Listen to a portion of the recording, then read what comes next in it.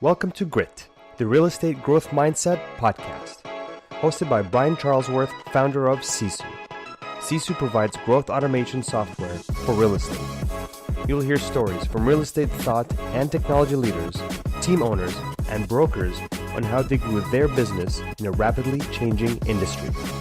You'll learn how to transform your brokerage and teams into a high-performing and analytics-driven business so you have a new, durable, competitive advantage against disruption in your market. So let's get right into it. All right. Hello, everybody. Welcome back to the Grit Podcast. I'm Brian Charlesworth, the founder of Sisu and your host of the show. And today we have a couple of guests that I've known for about 3 years, I believe now. Yes. I'm here with Shane and Clint Neal, and they are from the Neal Team in Texas. You used to be the Neal and Neal Team, right? Yeah, still Neal Neal Team. Yep. Kind of the same. Okay. Yep. So they are out of San Antonio, Texas. And I've had the opportunity to watch them grow their business like you can't believe. So when I started with you guys came up and met with me in Salt Lake. Mm-hmm. Yeah. And how many transactions were you guys doing back then? We're doing probably a little over 200 maybe only. Okay, a little over 200. Last year you guys did 450. And it's super fun to do what I do. The most fun thing about doing what I do is I get to see people like you guys double your business every year, which is so awesome. That was my goal when I started Sisu, and being able to witness that with people like you guys is just it really makes my life fun. So absolutely. So anyway, maybe you guys could just back up in time. You're over at KW. How did you guys get in business? How long have you been in real estate? Why did you work together as brothers? Some people can do that. The good thing, we're actually twins. So we graduated from A&M in 2008, and then we literally jumped right in real estate right after that. Both of us, we kind of are in the mindset of, we're doing all this conquered on our own. And about 4 years in, we're like, we need to change this up a little bit. Let's start building something a little bit bigger than ourselves. So that's really where we started putting a lot of time. So totally, we've been in the real estate business for 10 years, but 6 of it has been building the real estate team and really focusing on that aspect of it. Okay, so we're at 6 years now. So you guys started your team in 2015. Correct. Yep. That is the team side of it. Yeah, going from solo agents, doing everything ourselves for a good 4 years, and then rolling right into the team the last, like Clint said, 6 years. So it was kind of that, not breaking point, but realizing that defining truly what we want out of the real estate industry in itself, and growing a business and really working on the business and getting the agents involved and all of that stuff. So that's where that transition happened about 4 years in, and kind of here we are today with it. Yeah, and kind of even starting on the team side of it, in the first couple of years, we're super, super heavy in production, making up a lot of it. And then that was kind of another breaking point of, hey, we really want to everybody says you want to work on the business. And that's what we really kind of took to heart. And like I say, that's probably one of the hardest things to do, is to really, even in a team atmosphere, because I almost consider us, we're a true team, but we're kind of set up in a team brokerage way, I guess, if you want to look at it, because we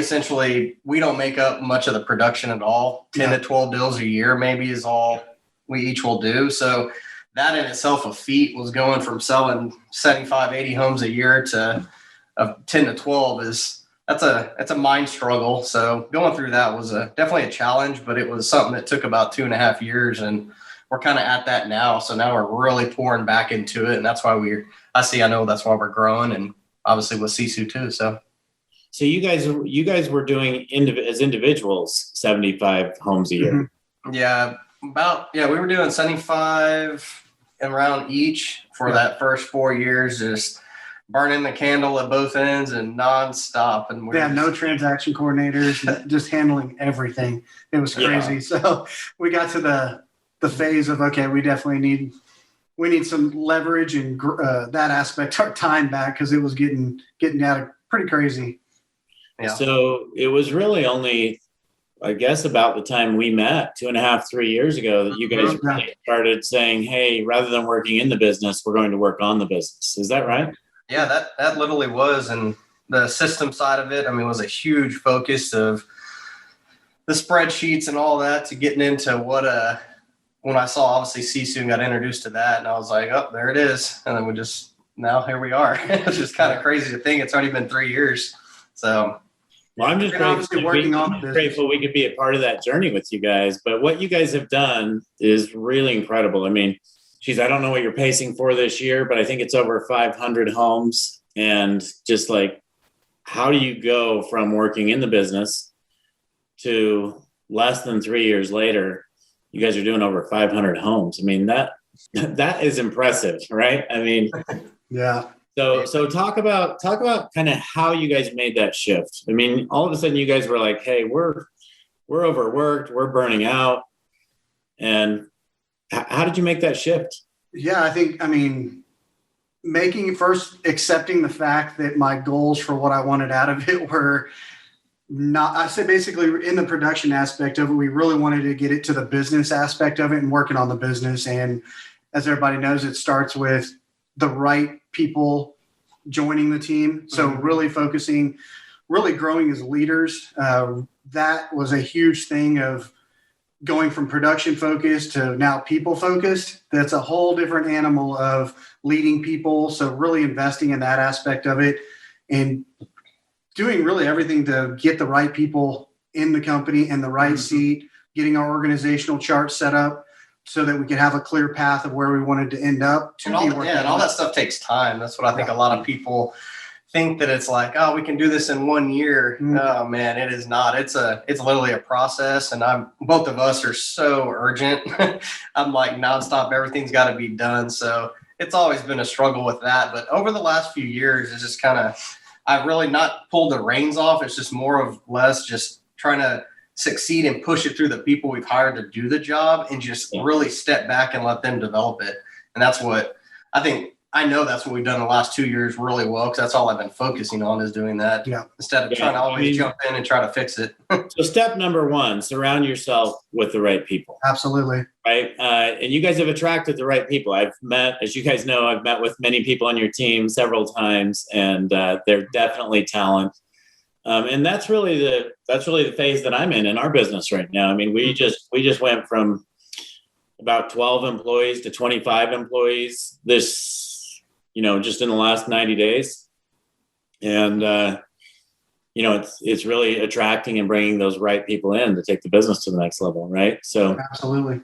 So we're in the midst of that right now at Sisu, but that is something you guys have done a great job of. I've enjoyed my time with your team there. But one of the things you said, Shane, was you talked about being great leaders. So what makes the difference? Like, what is the difference in someone in real estate? I want to talk specifically real estate right now, even though it rubs off in other industries. But like, what is the difference in a great team leader versus a not great team leader? Like, what are the things you do different on a daily basis? I honestly think that you've got to invest.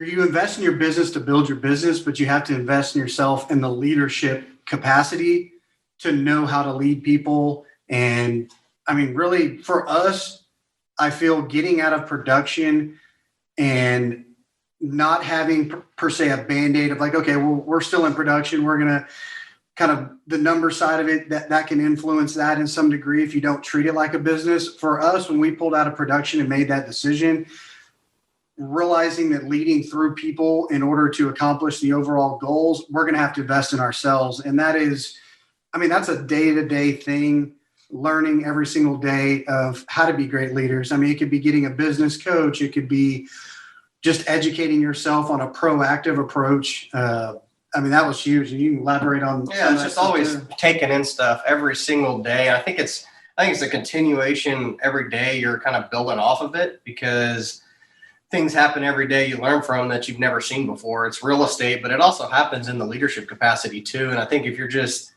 absorbing that stuff as you go and you just kind of take in a little bit of that over time, it just builds on itself. And you, like I said, you can always be kind of raising your lid when it comes to a leadership capacity.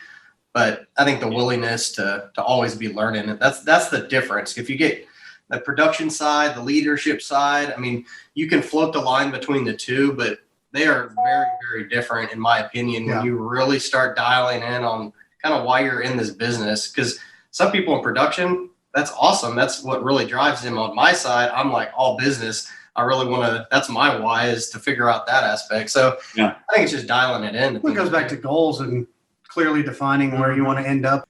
How's real estate going to be that vehicle for you to accomplish what you want to do? And anybody that comes into that organization, they're defined where they need to be as well. And they're in the right seat on the bus, and to learn how to do that and put those people in the right seat and really look at their goals and all of that, and have an organization that supports it is key. Yeah, it's amazing people on the backbone that it all comes down to processes. We are a very, very system heavy team.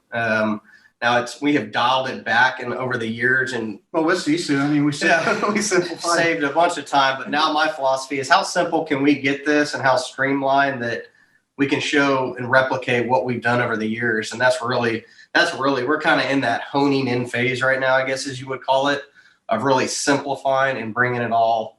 Stuff that's scalable. I mean, it's a lot easier to scale a couple systems than 10 of them. So that's really that stage we're at as well. Okay, so I usually don't dive into Sisu. We'll come back to Sisu in a minute. I know you guys like use Sisu at a very deep level to grow your business. But a couple of things you guys talked about. One is always be learning. So I like to say, always constantly growing. But whatever the case is, you're always learning, growing. My wife happens to be the best example of anybody I've ever met on this. She spends over $100,000 a year investing in herself, just in her growth. Yeah. And it's always impressed me, because every year she's taking her life just to that next level. And I've seen you guys do that. So, but you talked about goals. And one of the things I've noticed, because I'm very close to her business, is she's gone from 5 agents when she started on Sisu as well, up to 30 plus agents on her team. And I think you guys have done something similar to that. But I remember her having one-on-ones and coming back. She's always had one-on-ones every week with her team members. And now she has a team leader that does a lot of those. And I get to do a few of those for her, so that I stay involved in the business. But I remember when she used to feel like she was their personal life coach or counselor, because they always came to her with their problems. But now her conversations have completely switched, where she is talking numbers. Like, you guys have a dashboard behind you. I have a dashboard behind me. Yep. When I meet with an agent and do a one-on-one, and I know she does the same thing, I have the agent pull up their personal dashboard, and then they pull up their personal agent accountability report. And we go through their pipeline, and we see exactly what they have pending and all this stuff, right, that you should do in a one-on-one. And it's completely changed the way she does business. And I'd love to just hear a little bit about that, because you talked about goals a second ago, Shane. So talk a little bit more about goals and how you guys hold people accountable to those goals with just the positive accountability. How do you guys manage your business from that perspective? And let's talk about the agent's goals, and then let's talk about your team goals. Yeah, on an agent level, I mean, it's very, very important when an agent comes on that we define business personal goals, because I think they're equally very important. To me, personal drives your business goals. So we really define that on a level of, it could be a monetary, it could be really defining what is really important to that agent. And you mentioned kind of the transparency of pulling up their dashboard, the pipeline reports. We have, I would say, a very accountability centric culture. Everything is transparent. Like the TV behind us, we've got 2 other TVs. The stuff is running at all times. We've got a lot of stuff integrated within Slack as well.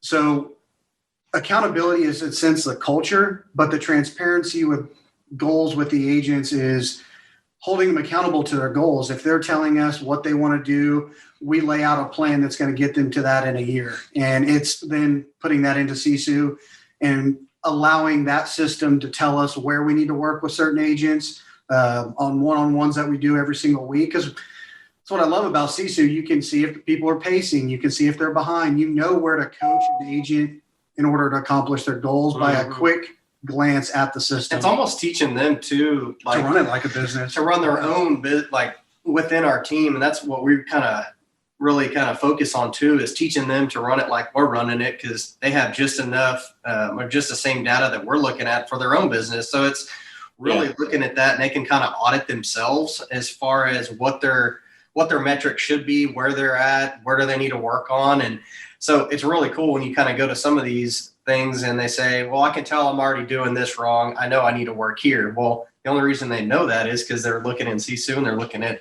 metrics. Yeah, like a business. And that's a big goal, is you're coming in with goals. You're actually teaching your agents to run their business like a business. Absolutely. Right? I mean, everyone needs to treat their business like a business if they're serious. If not, they should probably get out of the business, right? You have to. And I think it's a hard thing. I mean, back in the day, we did not do this at all. And I think it's more or less, it's been me and Shane always looking at numbers and knowing where everything's at. But then when you kind of have that mindset shift, you're like, well, everybody needs to know this, because everybody needs to know where they're going. Well, it was so hard to put that out in like a visual format. So I think it was just, you kind of get paralyzed of like, okay, well, how are we going to get all this data compiled? Sisu is, we look at it for the business. It looks the same as an individual agent on the team, and we're talking the same language. So that's where over time, if you just keep having the same conversations, it becomes to resonate. And like I said, that's a big thing for us. The running like a business. Okay, so let's take the goals a little bit further to the business side. So you guys have gone from 200 transactions to 500 transactions in a couple of years. I mean, you guys must have set some big goals, because that doesn't happen if you don't have a vision for it. So let's talk a little bit about how you've accomplished that. Yeah, I mean, I think a number one of that, jumping up in that kind of production level, it's like we were talking earlier, it's the right people. It's setting up the agents that come on the team to succeed.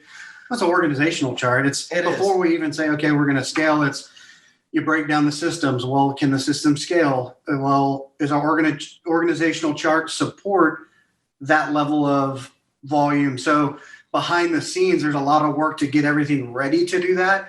And I think that plays a very key, to me, an organizational chart on laying out what that looks like is very, very, very important. And then diving into the scalable systems on that side of it. Yeah, and having constant flow of recruiting. Like we have director of growth, that's all she does, is we're always recruiting. We're always looking. That is a super important piece of it. We're always putting it out there, what we're doing, getting content out there on all the social media platforms. I mean, there's nothing crazy. And I tell this to kind of everybody, there's nothing like crazy that we're doing that's just like the secret sauce. It's just doing it. But you're measuring, right? I'm measuring what we're doing, and we're just saying, okay, that's working, so let's do a little bit more over there. And it's that continuous, like every day, the consistency, day in and day out, of kind of doing the same thing that you always hear about that. And then all of a sudden you look up and you're like, oh man, it's all built. Well, that's kind of what it is. It's nothing. I mean, it's taken 2.5 years to really, get in a position of working on the business, to putting scalable systems in place, which is in the organizational chart as well. So it's a process to get there. It's not, for us at least, it wasn't a wake up, let's add more agents and let's scale. I mean, that's the quickest way to blow it all up, in my opinion. So you just really we had to dial that piece in and make sure that was the foundation of it was set up correctly. So I've heard you guys talk about scalable systems several times now. Tell me what systems you were using 3 years ago and what systems you're using today. Like what's been the shift there? I mean, obviously the major one on the back end from a tracking standpoint, we were using obviously CTE from a spreadsheet. It was actually, we had a virtual assistant that came in and literally built all of how CTE worked. And then CTE came out. So then we kind of halfway transitioned into that. We ran that for a couple years. And then obviously Sisu came on board when I looked at that, and we jumped right into that. I mean, obviously we use Boomtown as the main lead management, Sisu now, but backing up from that, it was Trello to CTE and really just spreadsheets for everything. Trello really helped organize that. Well, then Sisu got the format of that. So we've kind of migrated over to that and really condensing it down to really Boomtown and Sisu at this point. Okay, so you went from Boomtown. 3 years ago, you had Boomtown, CTE, a ton of other spreadsheets, and Trello. Yep. And now today it's just Boomtown and Sisu. So we've been able to eliminate your CTE, which is really spreadsheets, and your other spreadsheets, and also your Trello. So that was a big thing. And I know you guys keep talking about scalable systems. And for me, like when I think about spreadsheets, that's a big part of why I started Sisu. When I think about spreadsheets, I think about duplicate entry. When I think about Trello, I think about duplicate entry. I remember having that conversation with you guys about the duplicate entry. So has that made a major impact and no longer have any duplicate entry? It has. I think it's an efficiency thing. I think the biggest time saver. I mean, I know I can't measure it down in the exact minutes and all that we're saving per deal, but it's substantial when we have TCs that are doing 40 deals in a month, one TC, I mean, handling everything. So I think that's very, very impressive when it comes to that side of it, of allowing them to be working in one system. Yeah, we didn't even talk about the transaction. I mean, yeah, we did a lot of that in Trello, but yeah, just moving that over alone condensed everything on efficiency. So like we got virtual assistants that do it. They will just check things, but it's nothing like it was before of having to go enter in here, and then submit. Now it's once you put it into the system one time, it kind of just flows throughout the entire process in this kind of ecosystem. So that's why I really love it. And I think you have to have that if you're going to build a team. And I think it is, to me, it's almost a number one thing is you have to have scalable systems and just systems in general to build off of. I mean, any business is built on systems or people's number one and then the systems, but they go hand in hand. You've got to have stuff that people can follow that is proven successful and then it's replicable. You can just keep going. So yeah, I think a big part of it as well is when you're putting your data into a system, make sure you have reporting coming out of that system, right? I mean, that's the problem with or Monday or something like that. If you're putting in all this data into Boomtown and then you're putting all this data into a Trello and then into spreadsheets, how do you just bring all that reporting together? Yep, and that's one that does definitely a really, really good job with that. I know I look at that stuff a ton, but it's also even on the agent side. I mean, back in the day, it was the agents would have to go in and ask the virtual assistant, hey, how much money am I making this month? Well, then she'd go run the spreadsheet, pull it out, send to her. Now it's like they can click 2 times and see exactly what they have coming in, what they've closed. Like, so things like that. And it's clarity to business. I mean, and it gives an agent at their fingertips, literally their business, not just the business owner. So, and just so you guys know, we just rolled a report out this last week. I think that's rolled out that actually lets the agent see an income report very similar to what you guys see in your business, but it just lets them see it at a transaction level on their own business. So if you've been enjoying Grit, please help us continue to grow the channel by leaving a 5-star review and sharing it with a friend. Now back to Grit. So anyway, you guys might want to powerful stuff. You might want to have your agents check that out. So we'll get on it. Let's talk about today's market for a minute. I see people all over the board. There are some people that are really thriving in today's market. Obviously, listing agents are thriving. The number of transactions hasn't gone down. Some people feel like, oh, there's no inventory, but there's still inventory. The inventory there's more sales this year than last year. The only thing is the inventory doesn't last longer than a day or two, right? So it's just a little bit different. The flow of that inventory getting on the market and then exiting the market is almost instant. So I hear people complain about 30 offers, 40 offers on a home that they're competing against. So what have you guys done in this market to just dial that in? And, so many people, I think this biggest problem is you get this thought in your head that today's market is a challenge and that you can't get through it. and you create that. It's a challenge and you can't get through it versus coming up with a solution on how to grow your business even more and take market share. So Agreed. What have you guys done in this market? I would say number one is training strategically how to navigate this market. And that comes with strategic ways to submit offers. It could be obviously before all of this, you had the ability of submitting offers and you're kind of in the driver's seat. Now it's, well, how do you approach this to be competitive in every situation? It could be there's just so many tactics within, especially the contracts here in Texas. What is appeasable to a seller? What legally can we do? So really seeking a bunch of resources to position ourselves as really experts in the negotiation, because at the end of the day, you get 30 offers, 40 offers on a home. How do you stand out? What can you do that's going to make you stick out? It can be calls to the listing agents, build the relationship with the listing agents. It's writing letters to clients. There's just so many tactical things. So we really invested a lot in the training of how are we going to stand out? And then we take how are we going to stand out and define that on actionable items that we can do within the contract, outside the contract, really the controllable things. Yeah, and it's a hard thing to say. It's like the market is so good, it can be bad, which is, I've heard that multiple times.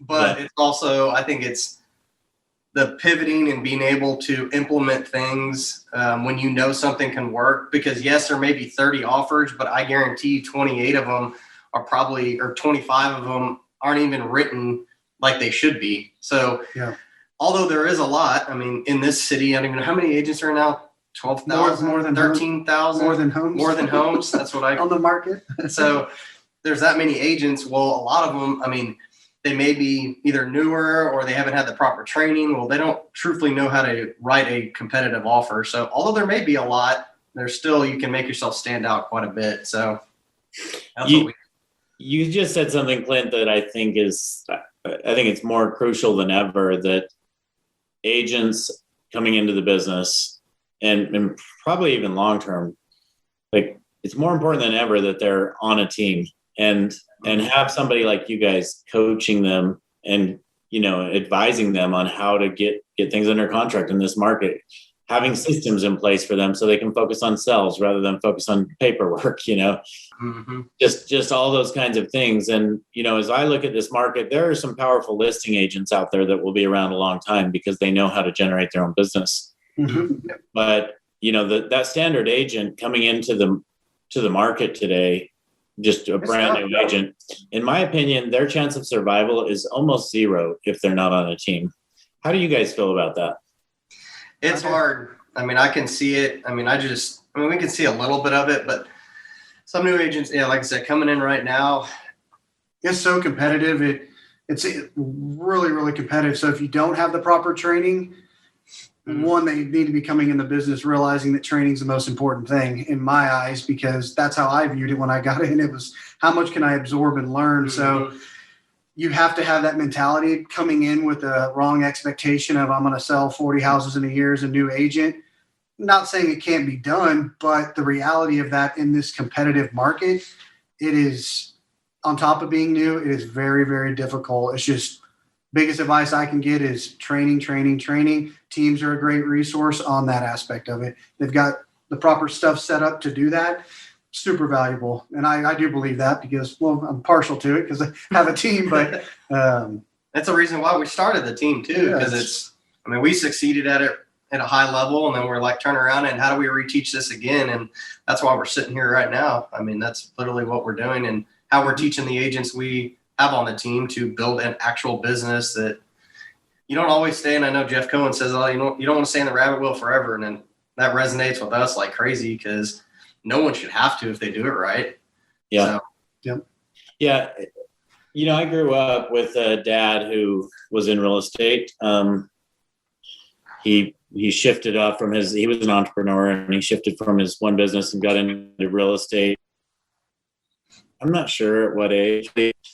I would say probably late 30s, right around 40. And, he actually created his own brokerage and had, like 100 agents and all that kind of stuff. But building a business was not possible in real estate back then, like it is now. Like these power teams, like you guys and people doing 1,000 homes and, it's tough to compete against somebody doing that kind of volume as a standalone agent.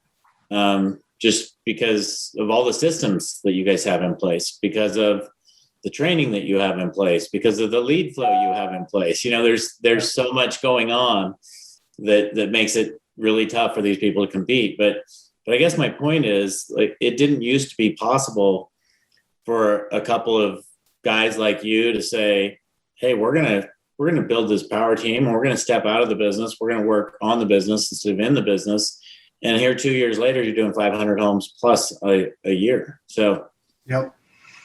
So It's anyway, Yeah. yeah. So congratulations, you guys. If you were to give advice today, just like to listeners, and most of our listeners, not all, but most of our listeners have something to do with the real estate industry.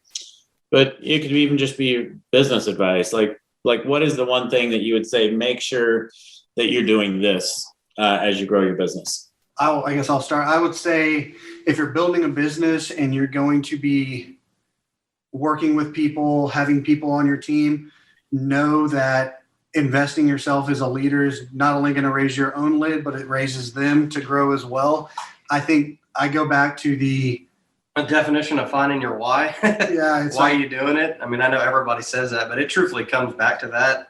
That is probably number one. And always be growing in the leadership aspect of it. That's my thing, because if you don't do that, you'll hit a ceiling, and then you just want to keep growing big and have. Or even if you're not on the leadership side, always be growing, right? If you're a new agent to the business, or even have been in the business a couple of years, there's nothing more important you could do than to always be growing, right? Always sharpen your skills, because otherwise you won't survive in this market. No, real estate, it's a moving target, and you've always got to be moving with it. And that's kind of, over the next 2-3 years, everybody knows it's going to look probably totally different. So it's just staying ahead of that and really just watching it and pivoting and having the ability to pivot. I mean, I think that's the big one. I mean, we can work anywhere we need to work. Everybody on the team can. So we're set up in office and anywhere. So it kind of works pretty good on that aspect. So you guys have always, I mean, ever since I met you, you've always been like on top of just trying to see where the market's going and just set yourselves up to be successful, before other people are successful. I mean, what is your vision of that? And you just talked about the market's changing. You said everyone knows the market's changing over the next 2 years. Well, what's happening? I mean, everybody sees it now. I mean, your iBuyer stuff, the Open Door stuff, the Zillow, from that aspect, the consumers are going there. I mean, it's just reality. We see it. We do have partnerships with Zillow and stuff like that, but it's where the consumers are going. So I think as an agent, people can build very successful businesses on referral stuff, but I think building teams, and you've kind of had to have two best of both worlds. You want to have a steady lead flow on the intake, but you also want to have a very foundational, solid referral business. And I think it can totally be done. But some people sometimes may get caught up in that, Zillow, but the customers are there. It's just, That's where everyone's going. So you guys have embraced Zillow, it sounds like. Yeah, as a pillar of the business. Yeah, we do. Are you guys in the Zillow Offers program? Are you we're in the Flex agent, program. Zillow Flex? What are you doing? Yeah, we're in Flex. Flex, okay. Yep. So, and it's, everybody's kind of got philosophies when it comes to kind of the lead stuff. And to me, and I know we've always felt this too, is we have tons of different lead sources, but it's just building database and building long-term through. They're spending the millions of dollars too on that stuff. So it's just at the end of the day, it's taking care of the clients, and they become your database. I mean, you can get a client from any source, any type of lead generation, but it all comes back to the foundational piece of taking care of them. So they're all pillars of business. Now, I agree, you don't want to focus all your eggs in one basket. I'm a firm believer of that, but it's also utilizing everything out there to grow your business. Yeah. Okay. Great. Let's talk about some of the stuff on the personal side, because I know a lot of the times that I talk to you guys, you're up at your ranch or out at your ranch. I don't know if that's up or not in Texas, but here you'd be up in the mountains, right? So you guys have a ranch you spend a lot of time at. Just like how do you balance your lives? And it seems like you guys are able to work from any place you want, just whenever you want. Oh, for sure. And I think, COVID, it was detrimental to a lot of stuff, but it also kind of pushed us as an organization to really, and actually my mindset to be like, this can be done anywhere. So I think eventually it was going to be going to that anyways, but that kind of was a mind shift. I know both of us and people on the team of, it's just, this business now can literally be done from anywhere. I mean, in my opinion, yes, you still got to show houses and meet people and stuff, but you can work from different areas. So I think that was probably the big one. And it's probably over the last couple years of when we kind of sat back and just decided, hey, we've hired really, really good people. Now let them actually do their job and support it gave them. us the freedom to. And it did, but it also let me where I wouldn't be in their way 24/7 and down their throat all the time. So that's like on my side is I've always been that urgent, got to be in there, make sure it's going right. So I think the last 2 years, it's been a heck of a lot more peaceful most of the time. And really just sitting back and kind of watching and helping and supporting. And it's been a good journey. So, Yep. Spend time at the ranch and try to go up there all the time and enjoy that. That's kind of my time to recharge and then back at it during the week. So, and I think, like Clint said, the virtual aspect really, like I said, I think everybody enjoys the flexibility of that. So I think it all worked out well. I don't see us going back this 100% office mandatory. It's just, I don't think it'll ever happen again. Mm-hmm. People can come in and work, but kind of the philosophy, if people are doing the job and doing a really, really good job at it, that's all I want. That's all I need. It's all about results, right? Whether they're agents or whether they're admin, you need to understand what they're doing, what are their results, right? Yeah, that's right. If they're doing the job they're hired for and doing well at it, I mean, it opened our mind up when we hired a transaction coordinator out of Dallas. I mean, it opened our pool of talent up to where, okay, well, let's look out further. We can do that easily out of another city as well. So it opened our mind up on that aspect of it as well, and going great. So, I mean, I think it's going to be continue to grow on that. Yeah. Okay. So you guys are going to, now that you see that things can be done virtual, you see there's an opportunity for you to expand into other markets. Absolutely. Yeah. So is that kind of your growth plan for the coming years? Yeah, it is. We're kind of in the midst right now of expansion within the team. Really, cities outside of San Antonio, we're right in the midst of getting into that. Got one person that we're rolling out here pretty quickly. But even the admin side of it, like kind of my last statement, even eventually we'll go out to further bigger metro cities here in Texas. But even just on an admin side, this transaction coordinator is out of Dallas. So that was a huge thing on that. And then on the real estate side, we're definitely expanding within cities close to San Antonio for starters. So do you only have one admin person right now? One TC?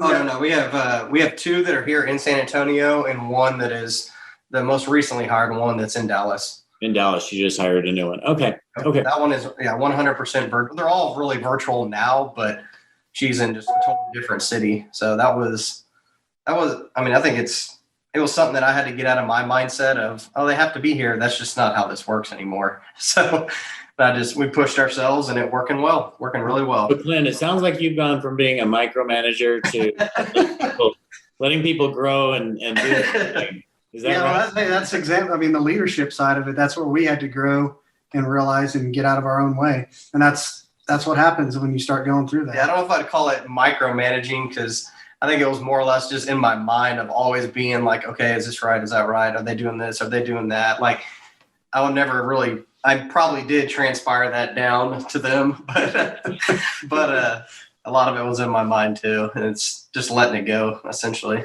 So, yeah. Okay. Well, I think it's awesome that you guys, you're twins, and I think twins have an unfair advantage over most siblings in being able to work together, but it's different. So,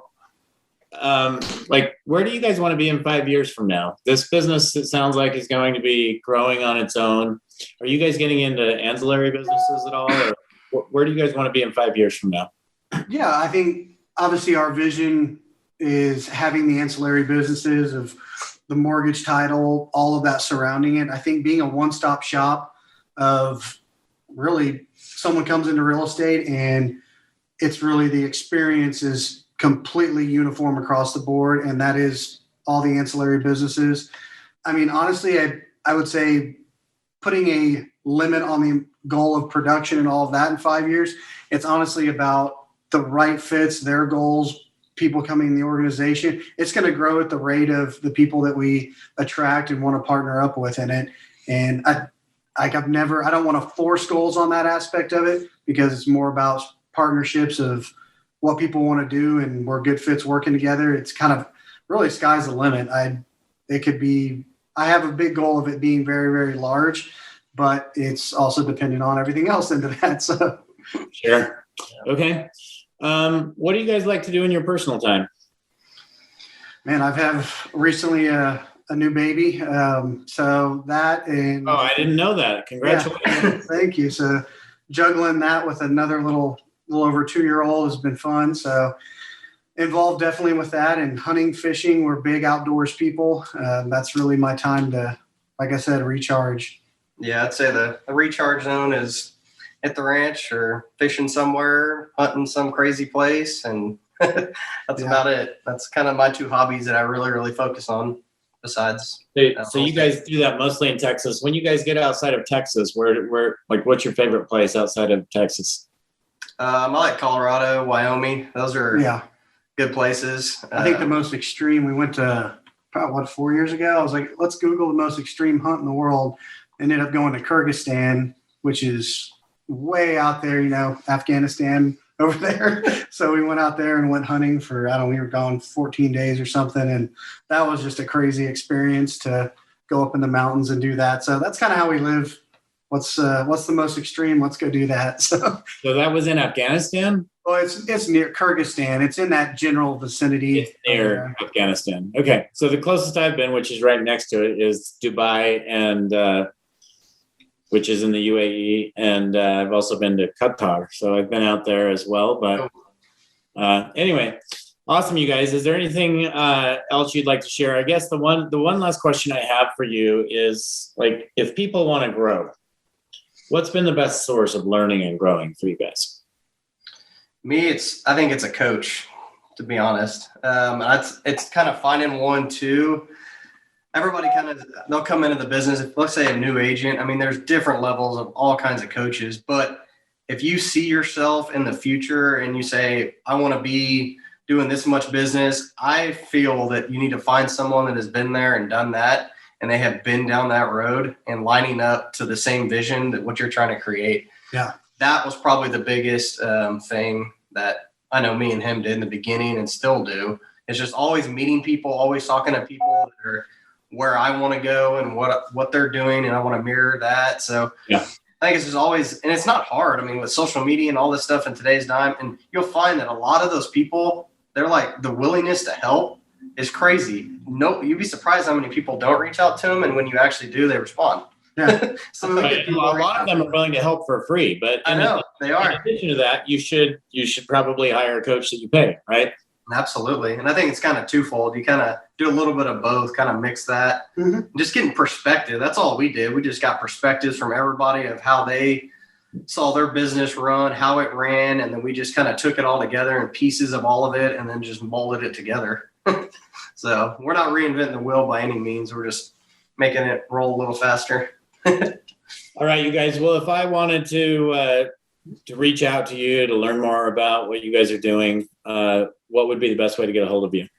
Yeah, shoot me a text or give me a call. I would say call me. I can say my number, 210-413-9301. And our emails are super simple. It's my first name's Clint, and obviously his is Shane, but the domain is @nealteam.com. So it's Clint at Neal Team and Shane at nealteam.com. Yep, more than happy to help. Anybody has any questions?